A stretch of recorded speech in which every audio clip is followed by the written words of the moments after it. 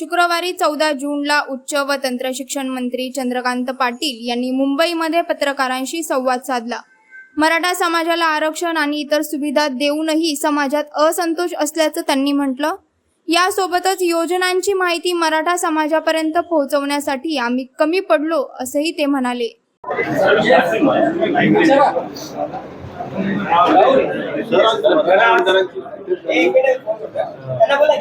आज भारतीय जनता पार्टीची प्रामुख्याने मराठा समाजाला वेळोवेळी आरक्षण आणि सुविधा दिल्यानंतरही काहीसा लोकसभा निवडणुकीचं विश्लेषण असं होतं की मराठा समाजामध्ये एक मतं मिळणं न मिळणं हा एक वेगळा विषय, पण एक असंतोष भारतीय जनता पार्टीबद्दल आहे। त्याच्यातून आज एक बैठक झाली की हा असंतोष का आहे, काय काय आपण आतापर्यंत दिलं, आणि निष्कर्ष त्यातून असा निघाला ह्या दिलेल्या गोष्टी ज्या आहेत त्या शेवटच्या मराठा माणसापर्यंत माहिती म्हणून पोहोचवण्यामध्ये, योजना मिळण्यासाठी मदत करण्यामध्ये आपण काहीसे कमी पडलेलो आहोत। आणि त्यामुळे ह्या सगळ्या योजना, त्या योजना कशा मिळतात याची माहिती ही आपण मराठा समाजापर्यंत पोहोचवली पाहिजे। जसं अण्णासाहेब पाटील महामंडळ, मुळात 1982 साली अण्णासाहेब पाटलांनी मराठा समाजाला आरक्षण मिळावं म्हणून चाललेल्या आंदोलनामध्ये शेवटी आत्महत्या केली, स्वतःवर गोळी मारून घेतली। 82 पासून 95 पर्यंत ह्या अण्णासाहेब पाटलांच्या नावाने साधं महामंडळ करण्याचा सुद्धा विचार त्यावेळेच्या राज्यकर्त्यांच्या डोक्यात आला नाही। पहिलं स्वर्गीय अण्णासाहेब पाटील महामंडळ हे स्वर्गीय बाळासाहेब ठाकरेंच्या सूचनेने 95ला झालेले मुख्यमंत्री मनोहर जोशी, त्यानंतर सरकार गेलं, जे काही 95 ते 99 त्या अण्णासाहेब पाटील महामंडळाच्या माध्यमातून सवलती दिल्या ते सरकार गेलं। पुढच्या जवळजवळ 15 वर्षामध्ये 50 कोटीच्या वर कधी बजेटमध्ये तरतूद अण्णासाहेब पाटील महामंडळात नसायची, जी 14ला माननीय देवेंद्रजी मुख्यमंत्री झाल्यानंतर ही हजार कोटीवर गेली। म्हणजे आता ज्या 89,000 जणांनी अण्णासाहेब पाटील महामंडळाच्या माध्यमातून विना व्याज जास्तीत जास्त 15 लाख, कमीत कमी कितीही अशी लोन्स घेतली, त्यातून झालेली डिस्बर्समेंट ही 6,500 कोटीची आहे। आणि त्याचा व्याज परतावा देतो 100% व्याज परतावा, तो जवळजवळ 765 कोटी रुपये। आता ह्या 89,000 जणांनी किमान 10 लोकांना जर रोजगार दिले असतील, म्हणजे जवळजवळ 8-9 लाख रोजगार मराठा समाजातले अण्णासाहेब पाटील महामंडळाच्या माध्यमातून झाले।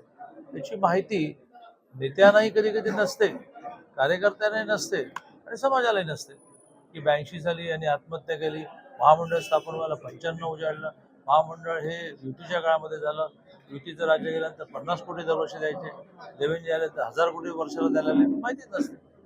सारथी ही मराठा आणि कुणबी समाजातल्या विद्यार्थींसाठी विदेशात जाण्याची स्कॉलरशिप, MPSC UPSC ची सगळी फी भरली जाणं, हॉस्टेलची रचना, आणि सगळ्यात महत्त्वाचं म्हणजे जे ओबीसीना ते मराठ्याला, अशा प्रकारचं एका अर्थाने घोषवाक्य करून पहिल्यांदा देवेंद्रजींनी रिझर्वेशन आणि सवलती हे कॉम्बिनेशन होतं, सवलती कोणाला, रिझर्वेशन वाल्यांना, ते वेगळं केलं। आणि रिझर्वेशन मिळेल तेव्हा मिळेल, तोपर्यंत सवलती देता येतील म्हणून सगळ्या ओबीसीच्या सवलती त्या मराठा समाजाला द्यायला सुरुवात केली। हे इतिहासात पहिल्यांदा झालं, हे देवेंद्रजीने पहिल्यांदा केलं। देवेंद्रजीने पहिल्यांदा 2017 साली मराठा समाजाला आरक्षण दिलं, ते टिकवलं, हायकोर्टात टिकवलं, सुप्रीम कोर्टात टिकवलं। ते गेलं कोणाच्या काळामध्ये, उद्धवजींच्या काळामध्ये गेलं, पुन्हा मिळालं कोणाच्या काळामध्ये, एकनाथजींच्या काळामध्ये मिळालं। अरे वा, आतापर्यंत एकाही मराठा मुख्यमंत्र्यांनी मराठा समाजाला आरक्षण दिलं नाही। पहिल्यांदा दिलं देवेंद्रजीने, टिकवलं देवेंद्रजीने, घालवलं उद्धवजीने, पुन्हा दिलं एकनाथजीने, तरी मराठा समाजाचा रोष आहे। यासाठी आम्ही थोडी एका अर्थाने ब्रेनस्टॉर्मिंग ज्याला इंग्लिशमध्ये म्हणतो, प्रशिक्षण ज्याला म्हणतो, अशा प्रकारचा एक्झरसाइज आता केला। आणि त्याच्यातून काही आणखीन गोष्टी करण्याचे विषय आले, जसं 10% आरक्षण दिल्यानंतर SCBCचं सर्टिफिकेट मिळताना त्याच्यामध्ये क्रिमी लेअरची मर्यादा जी आहे ती 3 वर्षाची लिहिली आहे। खरं म्हणजे ती काही चुकीची आहे असं नाही, कारण शेवटी दरवर्षी जवळजवळ प्रत्येकाचं उत्पन्न हे बदलत असतं ना, वाढत असतं. तो 8 लाख क्रॉस झाल्यानंतर त्याला नाही मिळणार ना. पण तरीही मी ती सूचना लिहून घेतली आणि असं ठरलेलं आहे की 2.5 महिन्याच्या आचारसंहितेच्या काळामध्ये खंड पडला, अदरवाईज कॅबिनेट, मग मी अध्यक्ष असलेली कॅबिनेटची सब कमिटी, मग मराठा नेत्यांची बैठक, हा क्रम वर्षानुवर्ष चाललाय 14 पासून खंडित झाला 2.5 महिने, पुन्हा सुरू करतो. त्याच्यामध्ये भारतीय जनता पार्टीचे सुद्धा एक 10-12 नेत्यांचा एक गट फॉर्म करून कॅबिनेट, उपसमिती, मराठा नेते आणि भारतीय जनता पार्टीचे 10-12 प्रमुख नेते असा क्रम येत्या मंगळवारपासून आम्ही सुरू करतो आणि त्यासाठीच आम्ही एकत्र आलो. 14 ते 24 17वर आल्यावर आजची बैठक घ्यावीशी वाटली. इतका मोठा फटका बसला, आमदारांना याच्यातलं काहीच माहित नव्हतं. नाही, बैठक आत्ता घ्यावीशी वाटली याचं कारण आत्ता फटका बसला. उत्तमच चाललं होतं ना, आमदारांना याच्यातलं काहीच माहित नव्हतं. उत्तमच नाही, माहिती नव्हतं असं नाही. या सगळ्या गोष्टी आता जरा नीटपणे लोकांपर्यंत पोहोचव. माहिती नसेल काय झालं, काय अडाणी नाही. पण अशा प्रकारचा फटका गेल्या 14 ते 24 बसलाच नाही ना. मराठा समाज समाधानीच होता, आजही आहे असं माझं मत आहे. त्यांच्या डोक्यामध्ये काही गैरसमज असतील तर ते गैरसमज दूर करण्यासाठी नेत्यांना अपग्रेड करण्याचा एका अर्थाने आज एक्झरसाइज झाला.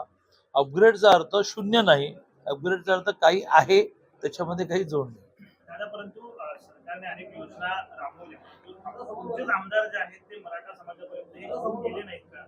असं काही उघड झालंय? कारण हे निर्णय खालपर्यंत पोहोचणं गरजेचं होतं का? मी पुन्हा तेच रिपीट करेन की अगदी मनोज जरांगे पाटलांचं आंदोलन पीकला असताना सुद्धा ज्या जिल्हा परिषद, ज्या ग्रामपंचायती निवडणुका झाल्या, त्या निवडणुकीमध्ये सुद्धा भारतीय जनता पार्टी क्रमांक 1 वरच होती. या निवडणुकीमध्ये सुद्धा आपण इतकं केलंय म्हटल्यानंतर मराठा समाज हा बरोबरच राहील, तसा तो राहिलाही, तो आउटराईट दूर नाही गेला.